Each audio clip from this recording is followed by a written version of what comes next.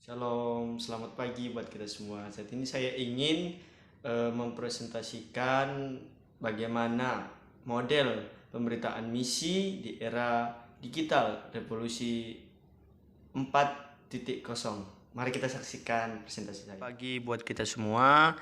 Saat ini saya ingin mempresentasikan model pergerakan misi di era digital 4.0.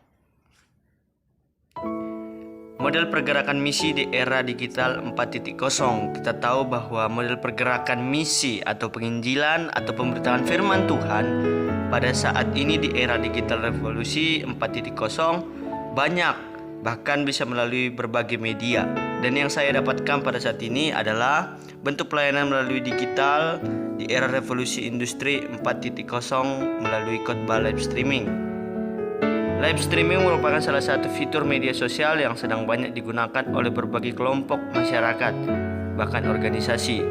Fitur ini dapat ditemukan dalam Facebook, Instagram, dan YouTube.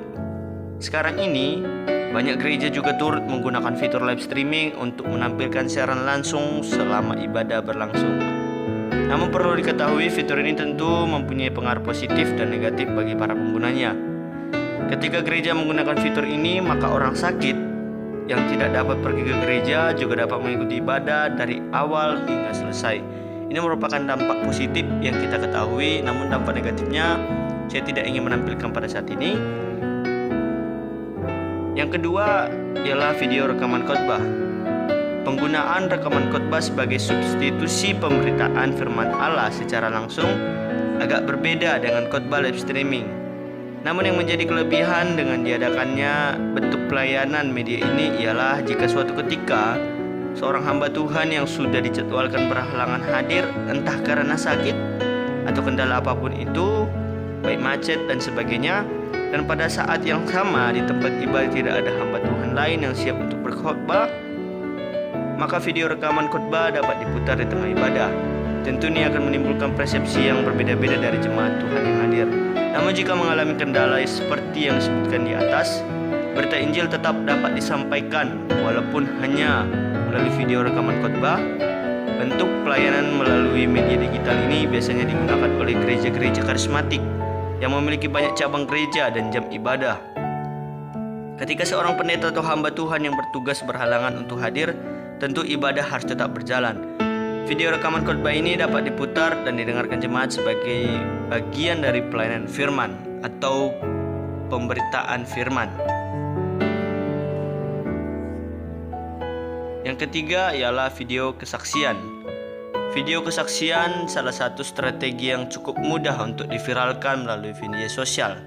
Ada banyak aplikasi yang dapat digunakan untuk memposting berbagai video kesaksian yang dapat memberkati banyak orang. Beberapa media sosial yang dapat digunakan untuk memposting video kesaksian ialah melalui YouTube, Instagram, Facebook, Line, bahkan WhatsApp.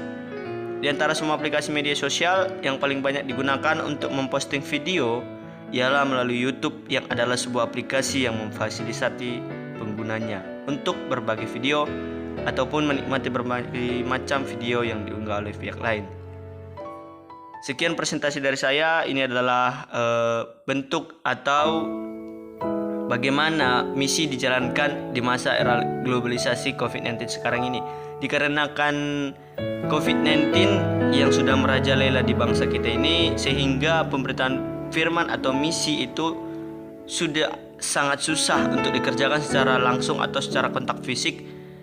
Namun dengan tidak berhentinya gereja-gereja sekarang memberitakan atau menjalankan misi pemberitaan firman Tuhan banyak melalui media sosial. Sekian presentasi dari saya. Tuhan Yesus memberkati.